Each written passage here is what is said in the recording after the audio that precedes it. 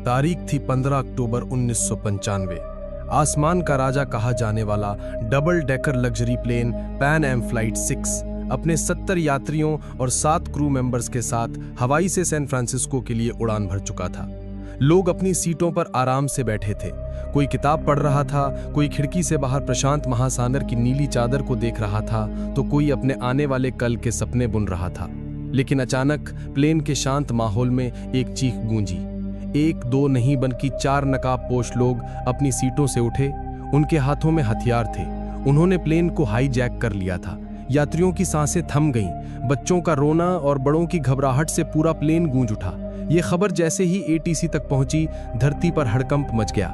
Rescue mission की तैयारियां शुरू हो गईं, लेकिन इससे पहले कि कोई कुछ समझ पाता, ठीक 5 मिनट बाद पैन एम फ्लाइट 6 रडार से हमेशा के लिए गायब हो गई। इसके पीछे का कारण, पहला तो हाईजैकर्स ने प्लेन का लोकेशन सिस्टम बंद कर दिया था, पर असली खतरा तो कुछ और ही था। एक ऐसा खतरा जिसे इंसान कंट्रोल नहीं कर सकता।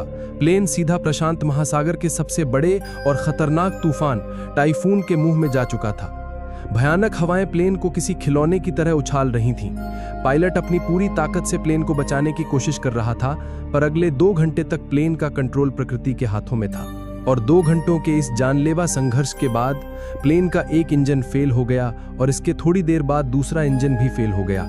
प्लेन आग के गोले की तरह सीधा समुद्र की ओर गिरने लगा। प्लेन समुद्र की सतह से टकराने ही वाला था कि कुछ लोगों ने हिम्मत दिखाई और हाईजैकरों को मार गिराते और टूटे हुए दरवाजे से ठंडे और अनजान समुद्र में छलांग लगा दी। प्लेन एक भयानक धमाके के साथ पानी में समा गया, लेकिन 60 लोग किसी तरह बच गए थे।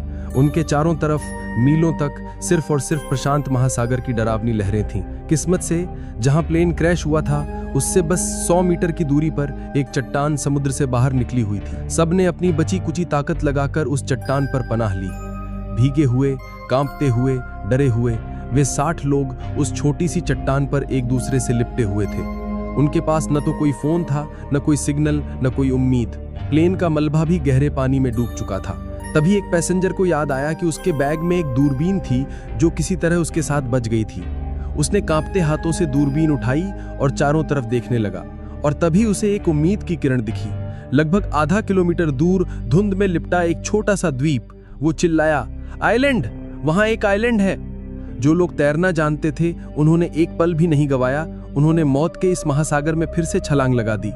नीचे खतरनाक शार्क थीं, ऊपर ऊंची ऊंची लहरें, लेकिन जीने की इच्छा इन सबसे बड़ी थी।